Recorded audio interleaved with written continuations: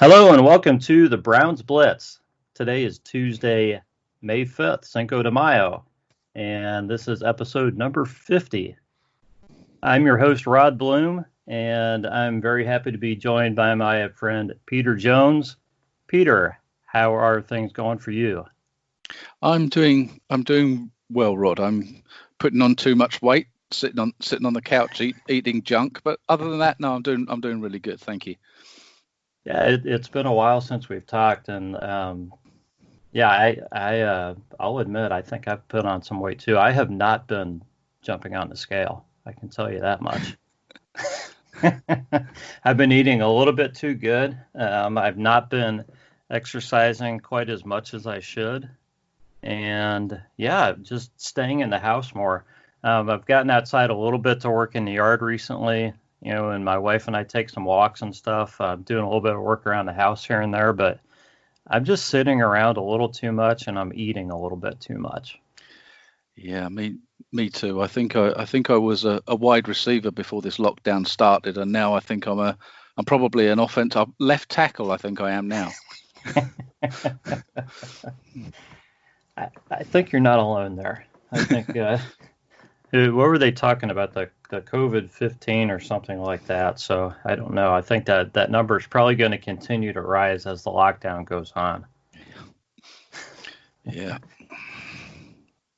Well, we've had a few things go on since or occur since we've last talked. Actually, it's been a few months since you've been on the podcast, and we're not going to go back and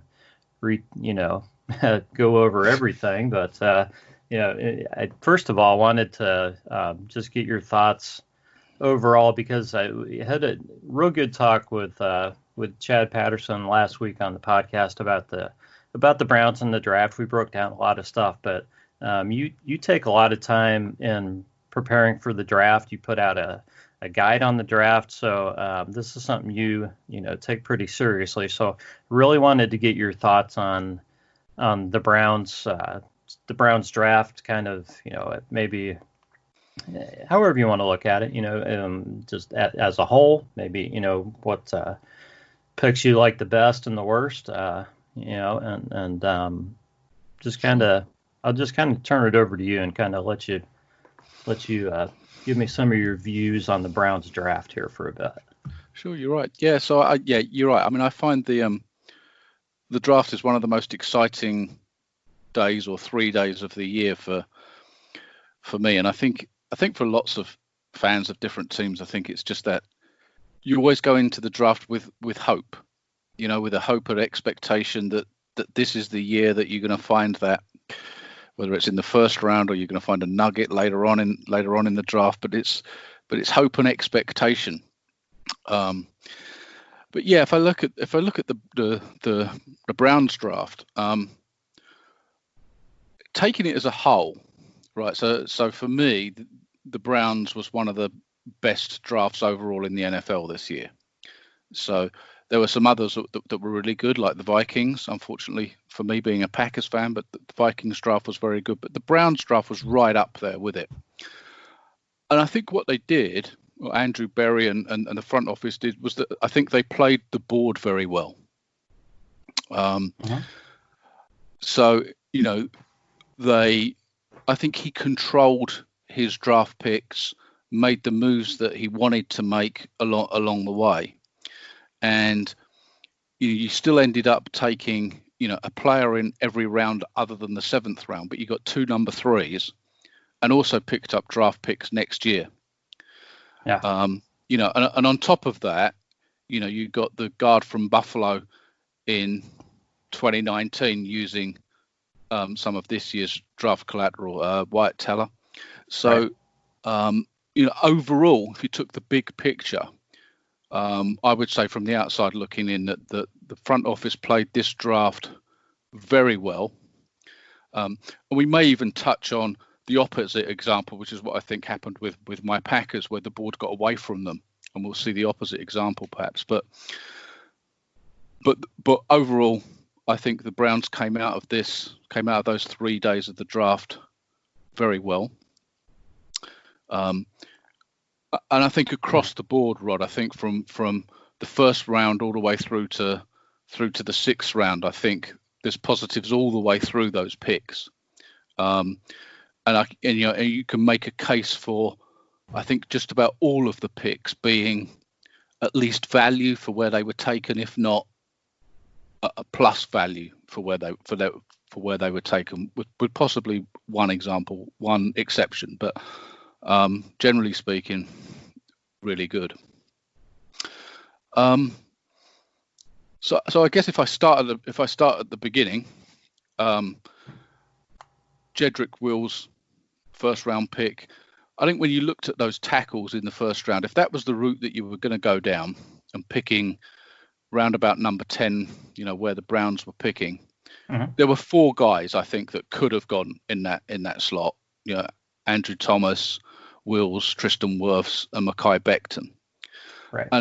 And almost whichever one of those four you ended up with, if that was the route that you were going, would have been great value for that pick. You were going to get a really good player if you got one of those four.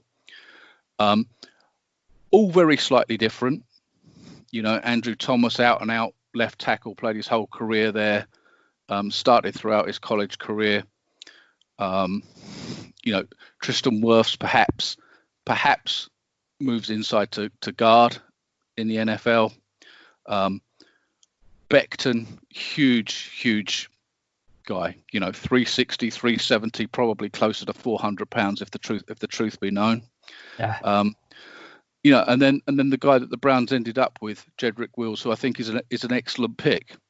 Started all those games at Alabama, 29 games at right tackle. And I guess the question that the Browns are going to have is, I'm assuming that they're going to try and move him to left tackle. Having picked up, pretty much come out and said that. Yeah. Yeah. And I think, that makes absolutely perfect sense, having picked up Jack Conklin from Tennessee to come in and play at right tackle. So it makes perfect sense. And of course, playing at right tackle for Alabama as he did, he was protecting Tua's blind side anyway, so it's kind of used to doing that. And yes, it will be a change. It will be different. It will take some learning to play on the left side rather than the right side. But for me, he's got all of the traits that you're looking for. The guy can pass protect, which is what you really want, a strong pass protector in that left tackle spot. The guy can run block. The guy can move. I think one of the things that you really look for in offensive linemen when you're studying them coming up to the draft is their feet. How quickly they move, how quickly they set, what their base is like when they set. And to me, just an excellent player. And I think he's assuming he can make the move from right tackle to left tackle, and there's no reason to assume that he can't. Then that's your next 10-year starter at left tackle for me. That's what we're hoping. Yeah. It's always the case that when you've had a great one like Joe Thomas was, the next guy's going to be compared to him, and that's kind of an unfortunate situation. But everything says really good pick. It was the number 8 overall player on my board, so getting him at number 10, just shows the value that you got for him there. Yeah, good value. So yeah, everything good about that pick. I think Browns fans should be really happy with that. So when the Browns traded down from 41 to 44, do you think that they were in a spot where they were good with several guys making it to 4, that they said, oh, we have several guys that we think that we would be good with? Or do you think they were that confident that Grant Delpit was still going to be there at 44? I suspect they were pretty confident that he was still going to be there. And they probably took the view that they were probably, I don't know, Rod, whether they were definitely all in on taking a safety at that position in round 2, or whether they had 2 or 3 players, if you like, of equal value on their board at that point. Because that for me is when you get to the point, I think beyond round 1, but also in round 1, if you're picking or close to picking and you've got 2 or 3 guys and you actually really don't mind which of those 2 or 3 that you get, it might be a safety plus a receiver or a tight end or whatever it might be, who you think are roughly equal value, then you're absolutely in trade down territory anyway. Why not? If I don't really mind, in inverted commas, which of those 3 I get, then why don't I trade down and pick up the extra pick anyway? So I suspect it was probably as much that. But they will have looked at, who was picking at 42 and 43. And so actually, they're probably not going to take the guy that we want anyway. Right. For me, again, so I think with Delpa, I think you've got a first round talent in the second round. I think the only reason that he slipped to the second round was the injury concerns around him. So bad shoulder, ankle injuries in 2019, and his 2019 season wasn't as good on paper, at least, as 2018, and it wasn't as good on film as 2018. So if you look at his tackling in 2019, wasn't quite as good as it was in 2018. But I think you can put most of that down to the injury concerns, shoulder in particular. And I think that if he's medically sound, and you have to believe that the Browns believe that he is, else they wouldn't be taking him there, then I think you've absolutely got a first round player in the second round. Even with the medical concerns, he was number 24 on my board. So he was the second safety on my board behind McKinney, who was number 23 on my board. And I had him slightly ahead of the likes of Winfield and Kyle Duggar and Jeremy Chin. Okay. So for me, again, I think you've got excellent value at that spot. Providing he's medically sound, the guy can do everything from the safety position. So you can play him deep, so you can play him back in zone. You can play him close to the line of scrimmage. You'll come up and play the run. And I think that one thing that in today's NFL, he can cover the third receiver in the slot as well. So he doesn't need to come off the field or have another guy come on the field to cover that slot receiver on third down. He can do that as well. In fact, I think that's one of his biggest strengths, his man coverage, which is unusual for a safety. Oh, yeah. But I love that. I love the pick, providing he's medically sound. Absolutely love that pick. Excellent. So again, I think that, that has to be an upgrade on Demarius Randall and those guys. So I think that that's definitely a step in the right direction. Third round's kind of where some Browns fans kind of got lost a little bit. So what was your thought on the third round for the Browns? So this is where it's mixed for me. So Jordan Elliott I like, and it's not that I dislike Jacob Phillips either. But let's start with the Elliott I like. I think that you've got a guy in Elliott that is decent against the run, is a good pass rusher, can probably play outside on the edge on passing downs if you wanted to move him out there. I guess the one question mark I think that people may have with Elliott is if you look at his numbers, he doesn't quite have the sack numbers or the tackle numbers that people would look for on paper. But in terms of having the athletic ability and the traits to play defensive tackle in the NFL, I think he's a good pick. He was number 73 on my board. The Browns got him at 88. So again, for me, in terms of value there, you got extra value by getting him. And there was talk, in the 2 or 3 days before the draft, there was talk, and I know it's media talk and you don't know what to believe and what not to believe, that there were teams that were interested in him a lot higher than pick 88. Interesting. Yeah. So I would be happy with that selection. Jacob Phillips. So I had him as a late 4th round pick. So for me, he's about a round too early. But I think we also have to remember that when you get beyond the first, let's say 50 or so players,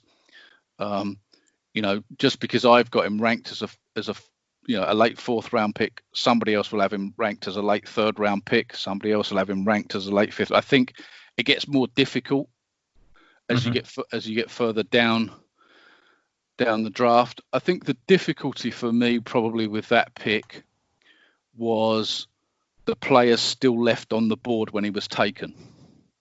So the likes of Akeem Davis-Gaither was still there. I think Malik Harrison was still there when Phillips was taken, and I think that's probably the struggle with that pick. Yeah, they were both still there. Yep. Yeah. But yes, it's probably not great value, but at that stage of the draft, it's not bad. You're not taking a guy that's a 7th round pick in the 3rd round, or somebody that most pundits or most analysts have seen as an undrafted free agent in the 3rd round. It's if you keep it in proportion, I think, yeah, it's okay. It's okay. I mean, I personally would have preferred Harrison or Davis-Gaither, but in the grand scheme of things, it's okay. Yeah. So tell me, Peter, where did you have Zach Bond ranked? And obviously, the Browns traded out when he was right there, and that's who the Saints ended up taking. When the Browns traded down and ended up taking Jordan Elliott. So that 3rd round's kind of all kind of tied together. So the Browns pass on Bond and end up taking Jacob Phillips as a linebacker, and they end up with Jordan Elliott, in that spot. Plus they pick up the 3rd rounder next year. So it's kind of a big mixed bag of pluses and minuses, kind of in the way I'm looking at it. Yeah, so there were 2 players in this draft. So every year we get these guys that for whatever reason slip down the draft board. So last year it was, I guess Ja'Kai Polite was the big one, the pass rusher from Florida that slipped out of the 1st round and all the way down to the 3rd round. And so this year there were 2 players. One was Josh Jones, the tackle out of Houston, who slipped from around. Most people had him 1st round. I had him 1st round, slipped into the 3rd round. Yeah. And the other one was Zach Bond.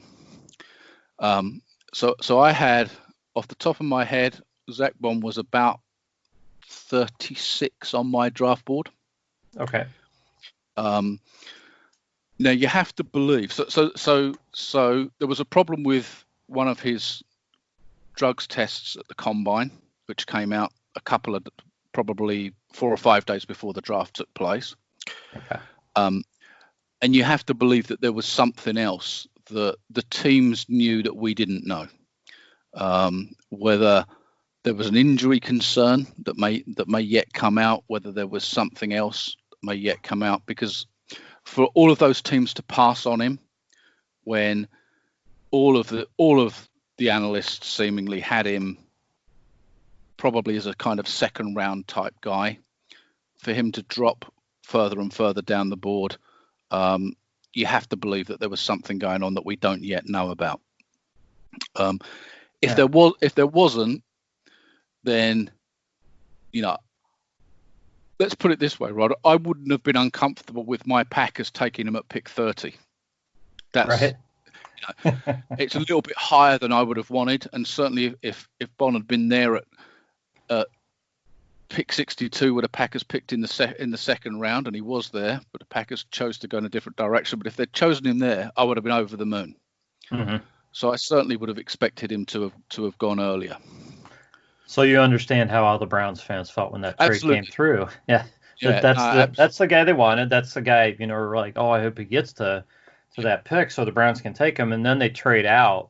That's like, oh, why'd we do that? But then we hear that we get a third rounder next season, which is a heck of a deal. But you got to see what that third rounder turns into. Yeah. Also. Yeah. So and Jordan Elliott should be a nice player. Oh, I think Elliott will be a very nice player. The other thing with Bond, and this, I've not heard this or seen this anywhere, but it may be a question as to teams weren't comfortable with where they saw him playing in the NFL. So he played exclusively on the edge for the Badgers. So it was a pass rushing end. Could drop into coverage and was pretty good in coverage, but played his whole career on the edge for the Badgers. And yet most people saw him as an off the ball, probably weak side linebacker in the NFL, in a 4-3 weak side linebacker in the NFL. And it may have been that teams were not quite sure what he was. Mm-hmm. And I guess that's one of those things that we'll just have to wait to see how that pans out. I mean, had he ended up playing as that 4-3 weak side linebacker, that would be a new position for him to have to learn. So I think to expect him, having played his whole career rushing off the edge for Wisconsin, to come in and immediately be a star, there'll be a big question mark about that happening. It's not to say that he wouldn't be that player, but you have to be careful about projecting that position change. Right. Well, tell me this, Peter. I guess when you're talking in the third round, you're really not talking about taking so much of a chance. I don't really see the Saints as taking a big risk on Zach Bond, but they did give up quite a bit in giving up that third rounder next season for him too. Yep.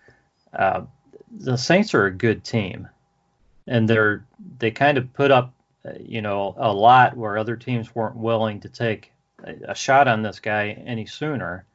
And then I see the Kansas City Chiefs taking William Gay in the second round, which I think, that was earlier than, I think a few people thought he would go, not because of his talent, but because of character. Yeah. Character. Yep. What's your thoughts on good teams taking gambles on guys like this? You think it's and they're two totally different guys. I'm not trying to compare Bond and Gay. Yeah. You think this is typical of what we've seen historically, or do you think isn't it normally teams that aren't as good that feel like they need to take a gamble on a guy and try to strike it rich? That's something that's kind of been eating at me a little bit. When Kansas City took Gay, I thought, wow, I guess they can afford to take a gamble on him, but do they really need to do that? They're so good already. Why not just take a really good player that's a little safer in the second round? Yeah, I mean, I guess part of it is you're looking at position value. So I think that teams would be prepared to take more of a chance on. So if you look at Willie Gay Jr., I think teams are probably more prepared to take a chance on a edge pass rusher than they are a guy that's an off the ball linebacker, if you will, because of the perceived impact that player can have on a game and on a season. So I think teams are always. They're always looking for, obviously, the next quarterback. They're looking for their next offensive tackles. They're looking for their next pass rusher. And I think that teams are more prepared to take chances on getting those guys than probably they are with, an off-the-ball linebacker or, say, an interior offensive lineman. I think the view is probably in today's game that you can hide an inside linebacker more than you can hide other positions. Right. Particularly as they may not be on the field for 3 downs. Yeah. Yeah. I don't know that I totally agree with that, but I understand the thinking. And that's why you see not many interior offensive linemen and not many centers and guards and not many inside linebackers going in the first round. And the same happens with the safety position as well. And that's because I think teams think that in lots of cases I can take a corner and convert him to safety. I'm very rarely going to take a safety and convert him to corner. Sure. So I think it's more of a positional thing, and then I think that, and people will probably hate me to say this, but I think there's so much luck involved in the draft that I think it's a bit of a chicken and egg, Rods, because I think we go back and look on it in 3 or 4 years' time, and we say, well, yeah, I can't understand why they took this guy over that guy. Look how this guy has turned out. But at the time they were taking him, they didn't know that was the way that he was going to turn out.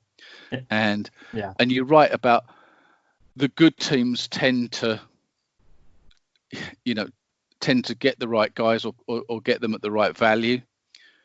But again, I think that's a chicken and egg thing. I think they become good because they do that. And then over time they become bad because they don't do it. So I think time will tell with Zach Bond. I think time will tell with the Saints move. I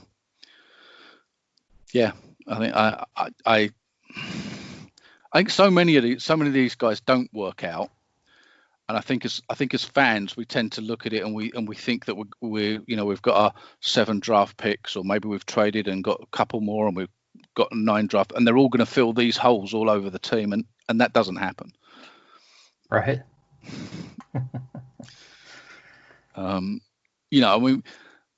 You hear it all the time.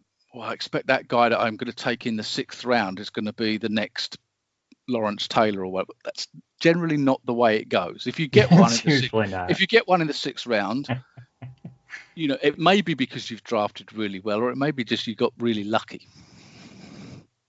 And it's probably as much the latter as the former. Yeah, because if you liked somebody that well, you probably weren't going to wait till the 6th round to take them. Yep. Yep, absolutely. I just think that picking up the extra 3rd round pick, I think it gives you so much flexibility.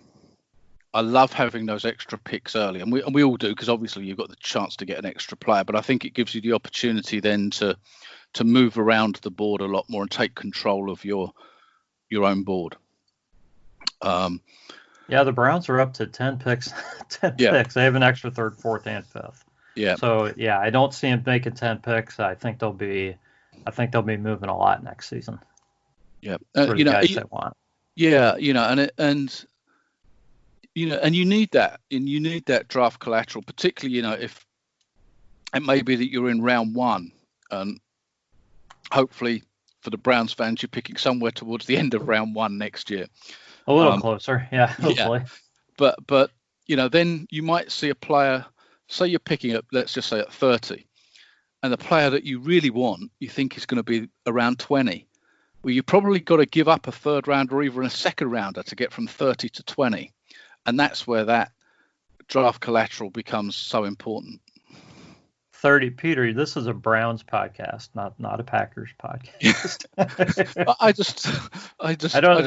I don't think we've ever picked at 30. We appreciate the sentiment, though, definitely. Well, you never know, and I think the thing is, I think in the NFL today, I think that the opportunity to turn it around more quickly is there. And I think what you really want though is to be able to sustain that turnaround, because I think that teams are capable of going from, let's say, 8 wins to 12 wins or 13 wins in one season, but can they then continue at 12 or 13 wins for 4 or 5 seasons? And I think that's really difficult. Yeah. So you really liked Harrison Bryant. You really liked that pick, right? Yeah, and I think that having already picked up, so you've got Njoku and picking up Austin Hooper from Atlanta, right? Already. Mm-hmm. Yeah. So I think you've got a completely different player with Harrison Bryant. So Hooper's going to catch you a lot of balls in the kind of short areas, the 10, 5, 10, 15-yard area, and he'll get open and catch you a lot of balls in that area. What Bryant will give you is the opportunity to stretch the field. Great hands, probably the best all-out receiving tight end in this draft. Great hands, will stretch the field, will get open down the field. I don't think he gives you a lot as a blocking tight end right now, and whether he ever will, I don't know. But in terms of a pure receiving tight end, a guy that's, at least in terms of potential, a guy that could give you 50 receptions from the tight end position easily in a season. That's a guy he can give you that. The only question is going to be competing for the football with Hooper, with OBJ, with Landry, whatever. There aren't enough balls to go around. Yeah, that's going to be the interesting thing, the distribution. Yeah, a lot of guys worthy of getting targets, but there's only going to be so many going around, especially when the Browns should be running the ball an awful lot this season. Yeah, absolutely. But yeah, definitely an offensive weapon. I guess your question mark, and probably along with the blocking, the reason he drops to the 4th round is, he's coming from a relatively small school, certainly football wise. Yeah. But again, you have to say to yourself, is this the guy that I want to be? Am I expecting him to come in and catch 60 balls in 2020? And the answer's no, right? If he gives you that, that's no, absolutely. He doesn't need to, right? If he gives you that, that's fantastic. But you've got to be looking at this guy as saying, if he catches 30 balls this year and 40 balls next year and 50 balls the year after that, you're looking for that gradual development of this type of player. And at this stage in the draft, 4th round, it was number 102 on my board, and you got him at 115. So again, plus value on that pick. Nothing to complain about there at all. Just your thoughts quickly on Nick Harris. You think he's the heir apparent at center? A lot of people really like him too. Yeah, so I like him. I think it's very difficult this year, and it happens in a lot of years, but particularly this year, it's very difficult when you looked at the top 4 or 5 centers on the board. There probably wasn't much to choose between them. All of them could play center and guard. Harris was a long time starter at center and at guard for Washington. Good in pass protection. He's kind of a tough mauler, brawler type that you see quite a lot of in that kind of interior offensive line positions. There wasn't anything for me, Rod, that jumped out at me that said, "Oh, this guy ought to be going a lot higher." But there was lots of solid stuff, and I thought that he was probably late 3rd, early 4th round pick. Yeah, and you got him in the 5th round. So I think you've got, again, plus value. I was surprised he dropped down that far. Yeah. So yeah, absolutely. I think when I look at the center position and right guard in particular, I think that you get a lot of those guys in the third, fourth, fifth round who turn out to be long-time starters in the NFL. That's where they tend to get picked. You know, there aren't too many of those interior linemen like Quentin Nelson. That's a all-out first-round pick, top 10 overall pick. They all tend to come in the third, fourth, or fifth round. So yeah, I think it's a really, really solid pick at that point. And I think as we've gone through this, I can generally see there's not a lot to complain about with this draft. You know, it's the odd thing here. Yeah, we could have got that guy. Perhaps we could have got that guy. But generally speaking, this is a lot of smart value picks, right? Really. I think so. And I think, as I said right at the start, I think they played the board very well in terms of moving around the board, trading, picking up extra picks, picking up extra players. I think they played the board very, very well. So I think there's lots of pluses in terms of the way that the general manager played this draft. Now, we won't know, obviously, for 2-3 years how it actually turns out in reality, but certainly in terms of, for me, he gets an A+ for the way that he managed the draft board. Absolutely. Yeah, we're going to take a moment to thank our sponsor, Skippin' Stones. You can find them at Etsy.com. Just search for Skippin' Stones, the store, SKIPPINSTONEZ. You can find handmade stone, shell, and sea glass jewelry, pebble art, and frame poetry, and their new yoga bracelets out. And check back frequently because there's always new stuff showing up. Also, you can enjoy free shipping until Mother's Day.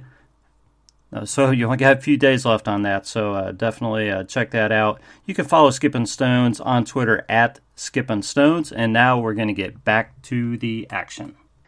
Yeah, something that's very interesting to me is the 6th round pick, Peoples-Jones. He's a heck of an athlete. People say he didn't put up the numbers and everything that would have been expected, and it could be the system that he played in and all that. So anyway, so the Browns have this guy who could turn into this great player, or maybe he's just maybe he won't. Okay, he's a 6th round pick, which makes a lot of sense. You take a gamble on a guy here. Yep. But we look at the Browns system that they're running. They're going to run the ball a lot with the two backs they have. They've got 3 talented tight ends. Their wide receiver room already has OBJ and Jarvis Landry, and Higgins is back now. So those guys are going to be your top 3, and then you've got Kaderl Hodge, who's great on special teams, and looked pretty good catching the ball. Damian Ratley, who seemed to be developing. JoJo Natson, who's going to be the return man. I don't see how he doesn't make the team, whether they count him as a receiver or not. But you're already up to 6 receivers there, and I'm not saying that Hodge or Ratley necessarily make the team automatically, but Peoples-Jones has to make the team. But how much playing time is this guy going to get, and how many targets is he going to get, and how long is it going to take to know if this guy is developing or not? Yeah, I think it's difficult. I mean, I look at this pick, and it feels like one of those picks where, and I think this probably happens a fair amount towards the end of the draft, is there's a guy, regardless of a position, and there's a school of thought that teams should be doing this throughout the draft, but the reality is you have to mix best player available with your need as well. But I think when you get towards the end of the draft, if you get a guy who really, certainly in my view, should have been going at the end of the 3rd round, early 4th round, and is still there in the 6th round, regardless of the position, it's pretty difficult to turn that guy down.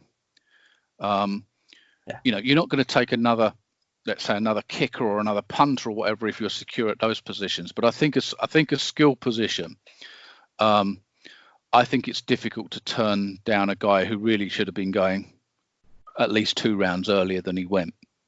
And for me, he's only dropped that far because of the depth of the wide receiver position. And there's no doubt that the wide receiver position was deeper this year, was better at the top, but was also deeper this year than it's been for quite a number of years.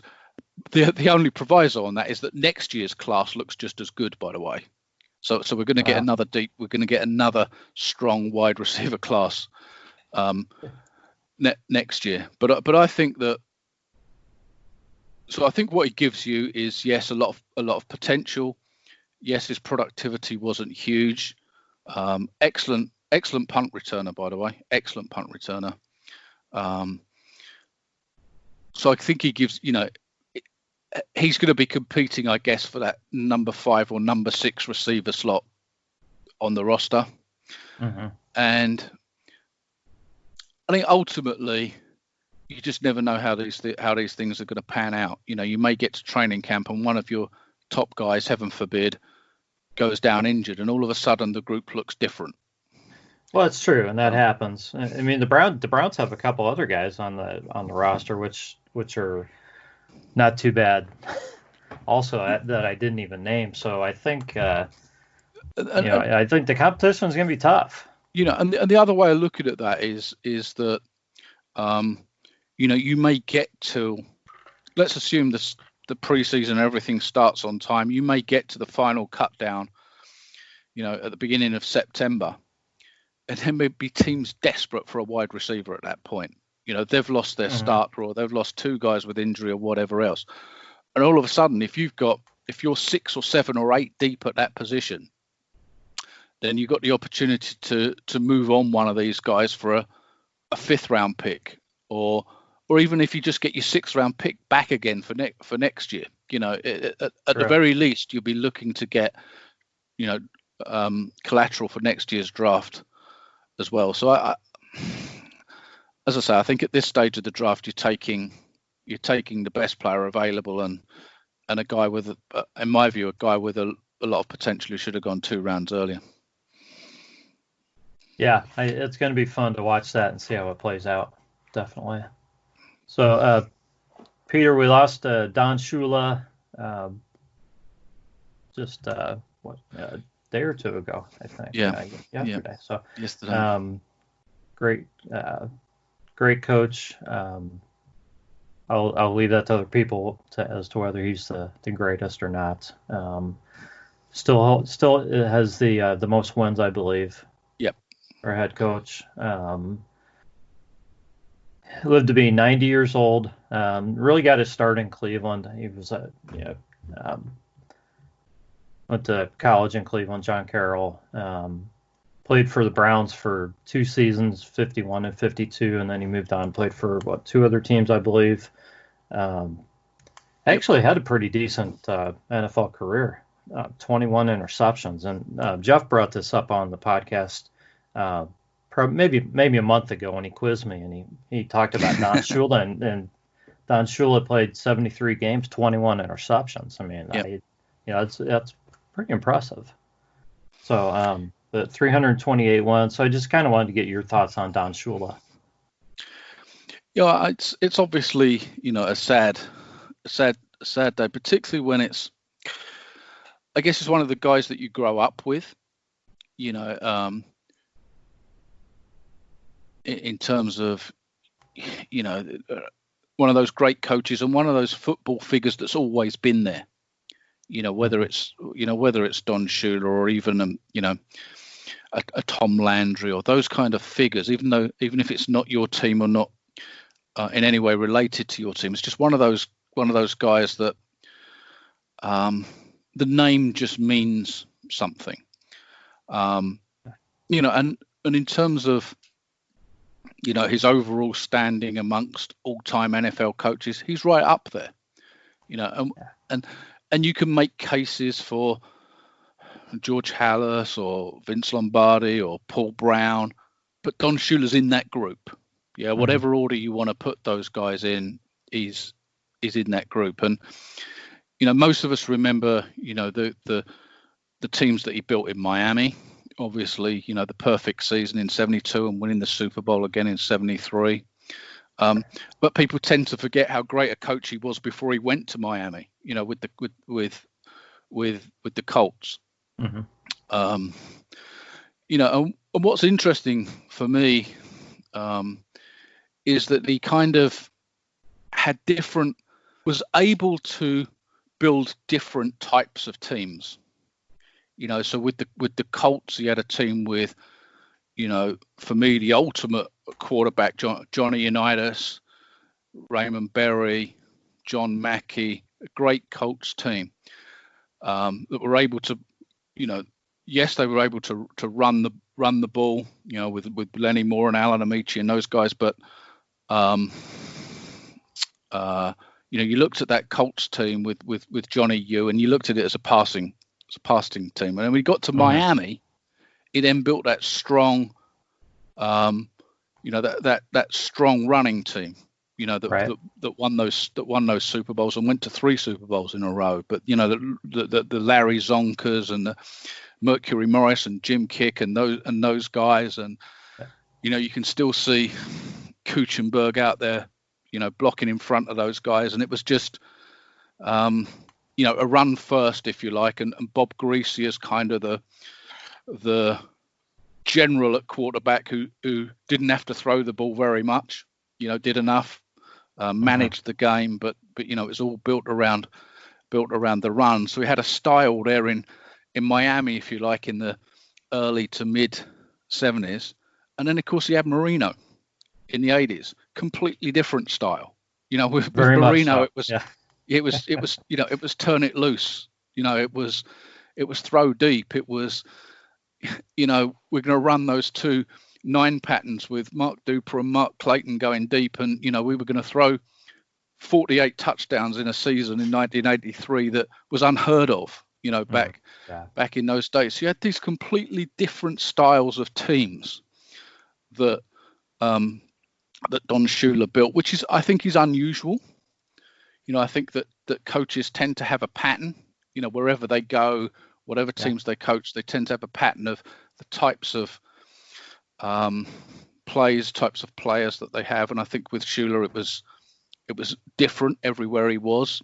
So yeah, I think that absolutely right up there in the upper echelons of the coaching pantheon with the names that we've mentioned. And I think it's just a sad day. He's had a good life, I'm sure. But it's always sad when one of those guys, like I say, moves on. The guys that you kind of personify the game, regardless of which team you follow, they kind of just personify the NFL, and they've always been there. So yeah, it's a sad day, but lots to. I guess it prompts you to look back and just think about all of those great players and those great teams that they had, and he certainly had the ability to build a camaraderie in the teams that he had, and it's difficult to know whether that camaraderie breeds the winning or the winning breeds that camaraderie, but they certainly had it. That Dolphins team certainly had it, and it's just a sad day. But also, I think, Rod, when somebody's lived what appears to be a really good life, a very productive life, it's also a time to kind of celebrate all of the achievements that he had. Yeah, I would agree with you. Yeah, on the celebration part. Yeah, definitely.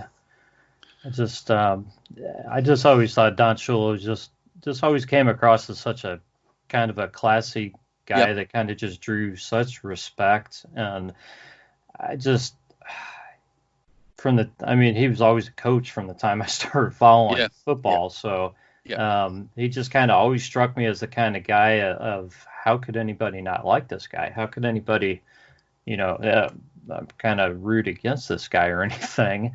And I wasn't always, I wasn't necessarily a Dolphins fan or anything, but I just always respected and always just, really kind of looked up to Don Shula.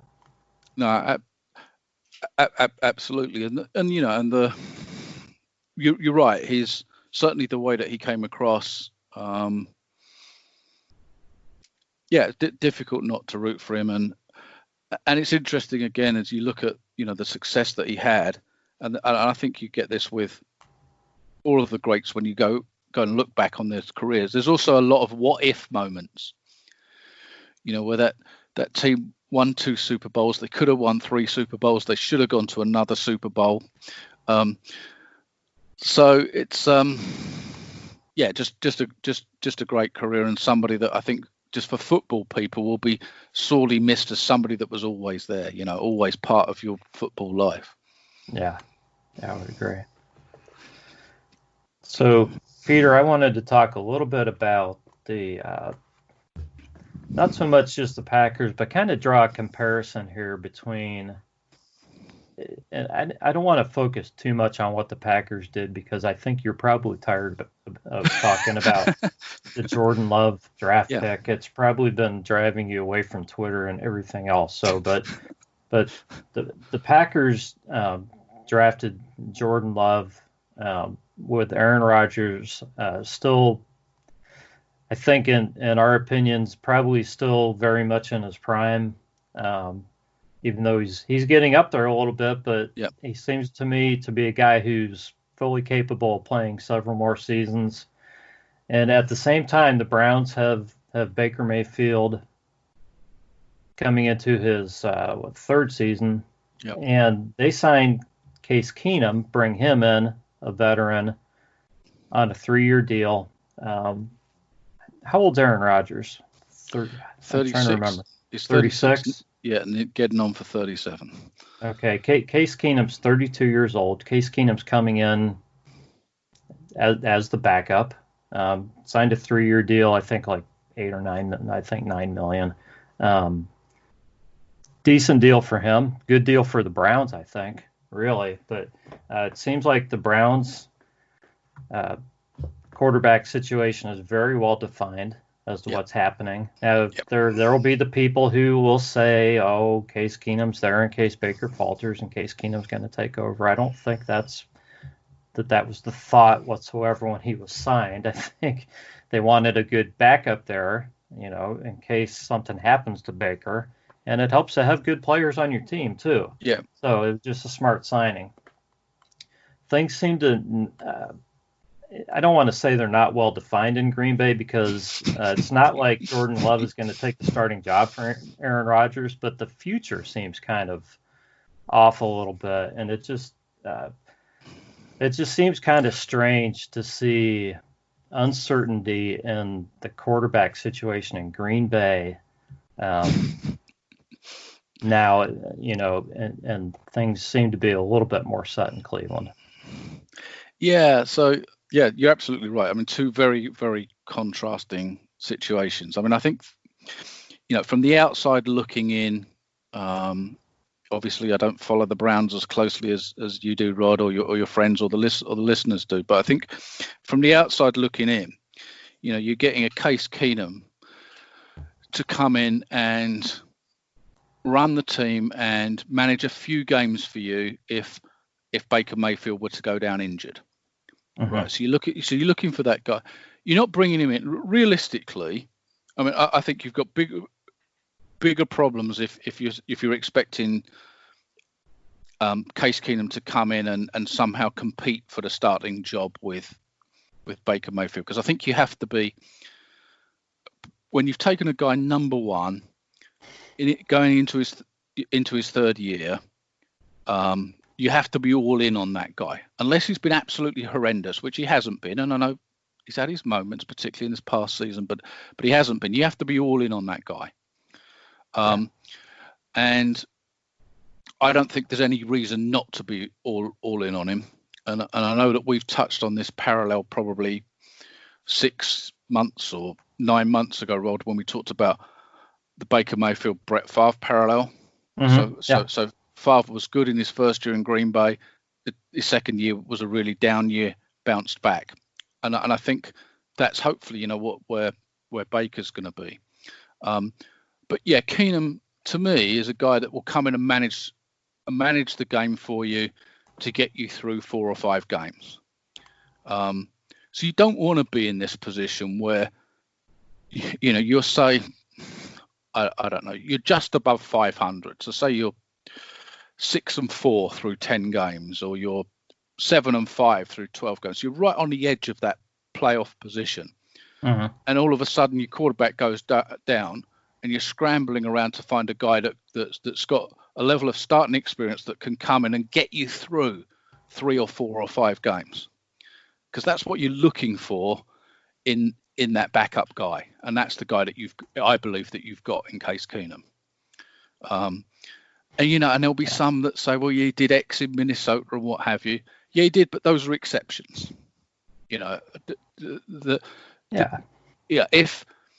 If he was the next whoever, he'd be a starting quarterback in this league and would have been, many years ago. So he is who he is. This will be his 9th season, I think, in the NFL. So if he's not a full-time starter by his 9th year, it's kind of set on the type of career that he's probably having. But as a guy to come in and manage the game for you in 3, 4, or 5 games, if Baker were, heaven forbid, to go down injured, exactly the type of guy that you want. And also, in fairness, a guy that's used to playing that role as well. So yes, he's had the odd year where he's been the main guy. Touched on the Minnesota year, but generally speaking, through most of his career up until that year in Minnesota and the year that he had in Denver, in every other year he's been a guy that started just a few games here and there. So he's a guy that you kind of knows what his role is. And I think that's important to have in your backup quarterback. Yeah, I think you're right. I mean, a guy like Cam Newton who's sitting out there, I don't know if anybody really knows how effective he's going to be at, when he signs someplace and what kind of opportunity he's going to get. But he's been a starter his whole career. So to bring him in to be a backup, you make a great point. It's a different role. It is a completely different role, and you just create problems for yourselves. Either the expectation is that barring an unforeseen circumstance that Baker's your man for the next 5 to however many years. If that's not the expectation, then you're probably backing the wrong guy anyway. So you've got to be all in on that guy, and therefore to bring in, say a Cam Newton who's a career starter, or even a Jameis Winston, who is a young guy, would expect to be a starter in the NFL. And I know he's gone to the Saints, but it's a completely different situation over there. Yeah. To bring that guy in, or as I say, Cam Newton in, I just think you're causing problems for yourselves, because the moment Baker throws an interception or has a bad game or whatever, the boo birds come out and we're calling for the next guy to come in, and that helps nobody. I don't know who said it, and you hear it spouted a bit, but if you've got 2 quarterbacks, you've got no quarterback, and I believe that there's a lot of truth in that.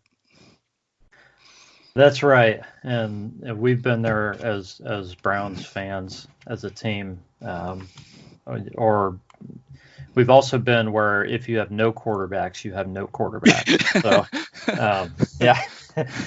pretty much the same thing. But I think Baker just needs his shot, and he needs the consistency of a coaching staff to be here, and to know that he's not going to have a different offensive coordinator after 6 or 8 games. He's not going to have a different head coach going into next season. and everything else. So hopefully they can give him some consistency, and we can really see him grow over these next couple seasons. So I'm excited about it for him.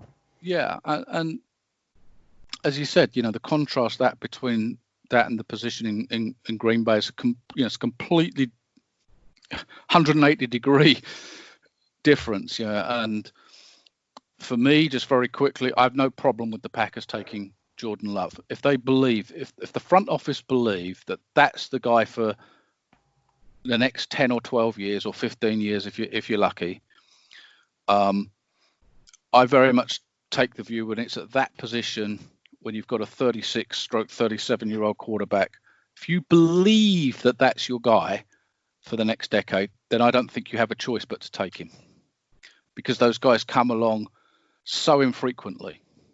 And the worst that can happen is in 2 or 3 years' time is you find actually he hasn't developed as well as we thought he was going to be, or he hasn't turned out to be the player they thought he was going to be. Well, they're going to offload him anyway. They probably won't get the first round pick back, but heck, first round picks get wasted every other year as it is. So it's not the end of the world. The bigger questions are what it does to the psyche of Aaron Rodgers, but who knows? who really knows? The way that the media report stuff and Twitter report stuff and what have you, I don't think necessarily pays a lot of. It's not real. Let's put it like that. Only Aaron Rodgers knows how he's gonna deal with it. And I have to say that the whole reception is very mixed. But the view on Aaron Rodgers as a Packers community, if you like, is very mixed before that happened anyway. It's he's been a very, very great quarterback, will be a Hall of Famer, will be a first ballot Hall of Famer. But 2020 Aaron Rodgers isn't 2010 Aaron Rodgers. He isn't the quarterback that led you to the Super Bowl in 2010. It's a decade ago. And he isn't that same player. The difficulty I think we all have with players who have peaked and are somewhere on the other side of that peak is we don't know how far down that slope they are. And I think in Aaron Rodgers' case, it's not that far down that slope, but you also don't know how quickly he's going to drop off that slope. So no, nobody really knows. And I don't subscribe to it's sending this message or it's sending that message. I don't subscribe to any of that. I don't believe that in any shape or form. I think that the Packers front office just took the view that at some point they have to make a change. Don't know when that's going to be, 2 or 3 years time, whenever that is. And if the guy they think could be that guy was sitting there, I don't think they felt they had a choice but to take him. I just think it has become such a big story that the Packers have they haven't drafted a receiver, really any offensive weapons to help him in so long. You probably know who the receiver was that was sitting there that they could have taken in place of Jordan Love. So I think the issue they had, Rod. So I think that, and I talked about this between day 1 and day 2 of the draft, was that for me I would have been giving up next year's first rounder to get back into the second round this year, to get one of those receivers. So from the Packers draft management point of view, if you will, the draft board, in complete contrast to Andrew Berry and the Browns, the Packers draft board just got away from them completely. They should have been using next year's collateral, in my view, to get back in to get a wide receiver. Having given up the 4th round pick to move up 4 places to get Jordan Love, they ended up taking players around higher than they should have done. So they took a tight end, stroke H back in the 3rd round, who really was a 5th round pick, but they weren't certain he would be there in the 5th round because they'd given away their 4th round pick. So it all completely got away from them in my view. There's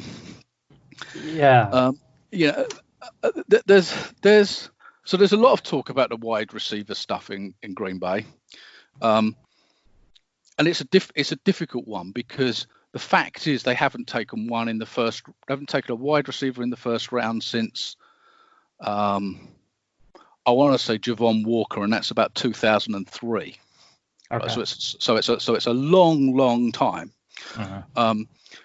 But what I will also say to that, there's some counters to that in the New England, when they took in N'Keal Harry last year, was the first wide receiver they'd taken in the 1st round since 1996. Sure. Yeah. The other thing that the Packers have had a lot of success with 2nd round guys.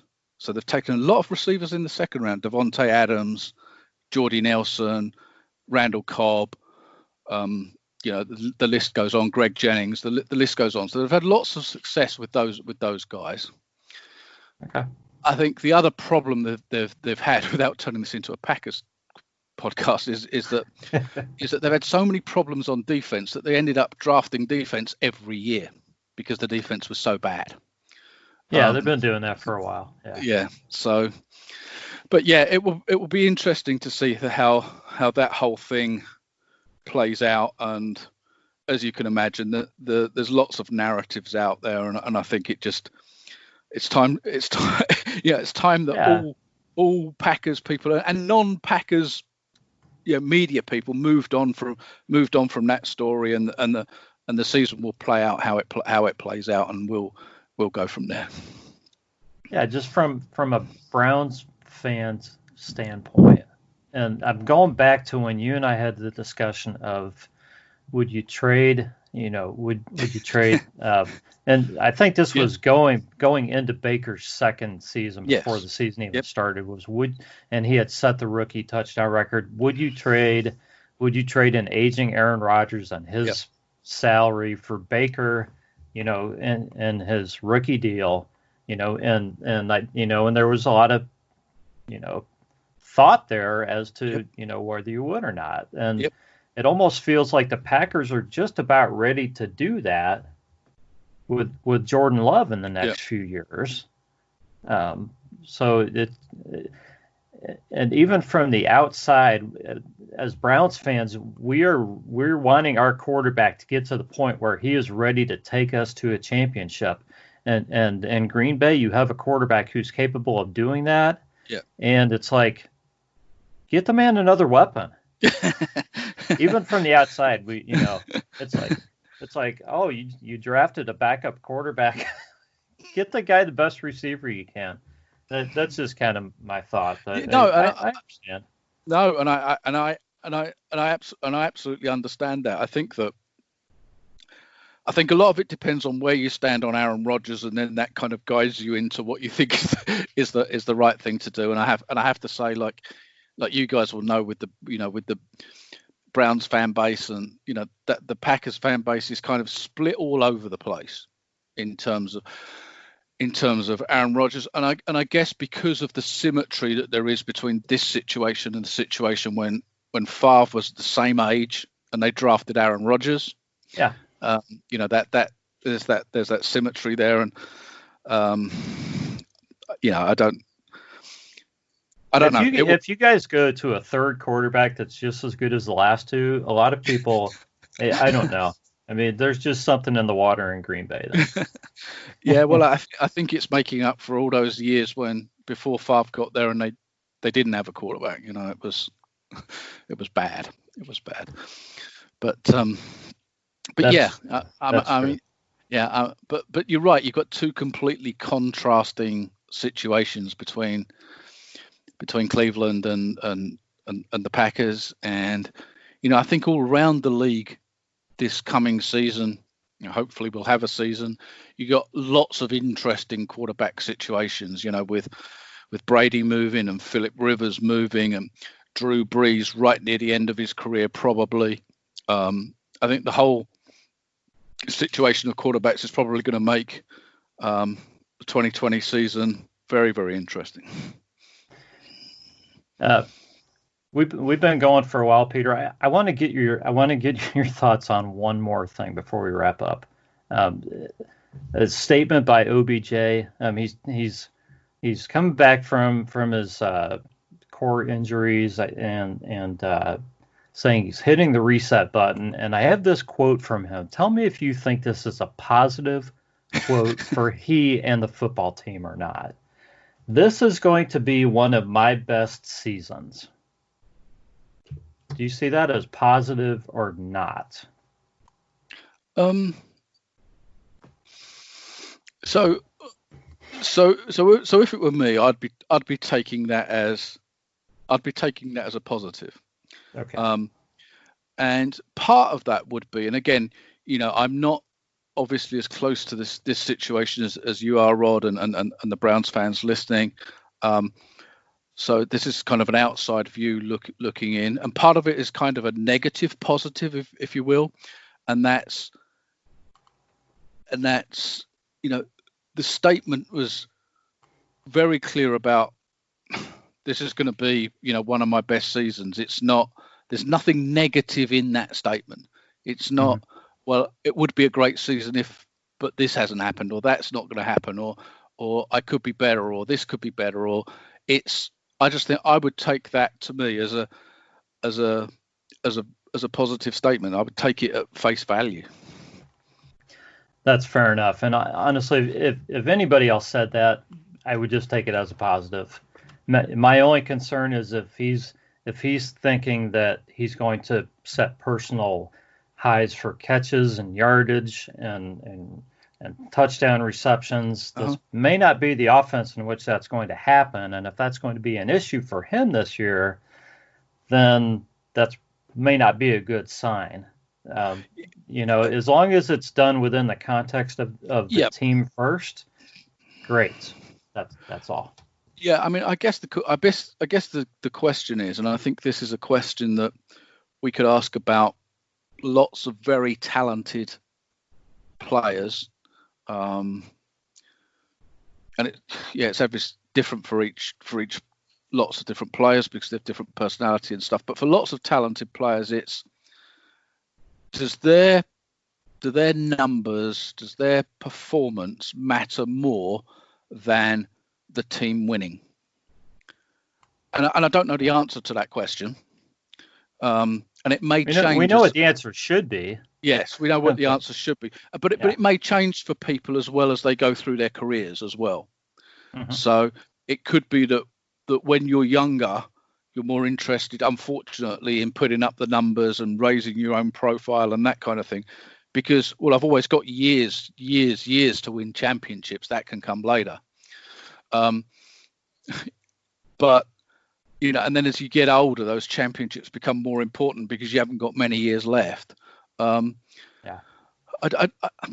don't know. It's always that difficult question when you get a super talented player who very often come along with let's just say a level of confidence that they have to have. That's part of the makeup that makes them the super talented player that they are, good, bad, or indifferent. I guess it comes with those challenges. But as I say, for me, from the outside looking in, because I don't think there's anything negative to read into what's a positive statement, I would personally be taking that as, fantastic. What else do I really want him to be saying at this stage? In fact, the less he's saying at this stage, the better, probably. Well, that's true, and the statement probably means that he's working really hard. So yeah, that's good. I just thought it was interesting, and I was just wondering if anybody else was reading anything else into that statement. No, I think the only thing we're reading about OBJ is how he's being traded every other day to every other team in the league. Is what we. Yeah. That seems to have died down a little bit since the draft, but yeah. Well, Peter, it's been great talking to you and catching up. Let's throw your Twitter handle out there once again. Yeah, it's at the _IT_hedgehog.